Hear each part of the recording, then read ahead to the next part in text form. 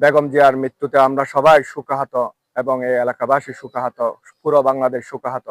আমরা দেশবাসীর প্রতি উদাত্ত আহ্বান জানাবো, সবাই যেন কোরআন শরীফ এবং জিকির আজকার এবং নামাজ পড়ে বেগম জিয়ার জন্য দোয়া করবেন। আল্লাহ রাব্বুল আলামিন যেন ওনাকে বেহেশত নসিব করে এবং উচ্চ মাকাম দান করে এবং ওনার ভুল ত্রুটিগুলি ক্ষমা ক্ষমা করে দেন এবং এই দেশের এই অপূরণীয় ক্ষতি যেন আল্লাহ রাব্বুল আলামিন তারেক রহমানের নেতৃত্বে এই দেশের অপূরণীয় ক্ষতি যেন আল্লাহ রাব্বুল আলামিন এই বলিষ্ঠ নেতৃত্ব দিতে পারে। সবাই দোয়া করবেন।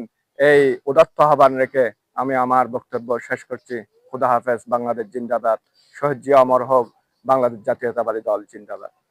সাবেক তিনবারের প্রধানমন্ত্রী বেগম খালেদা জিয়া ৩০ তারিখ সকাল ৬ ঘটিকার সময় ইন্তেকাল করিয়েছেন। ইন্না লিল্লাহি ওয়া ইন্না ইলাইহি রাজিউন। ৮ নং শ্রীপুর কমদ্বীপের ইউনিয়নবাসী,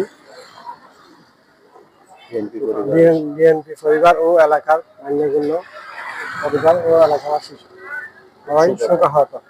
মরহুমের মাগফিরাত কামনা করে সবাই দোয়া করবেন এবং তাকে যেন জান্নাতবাসী করে।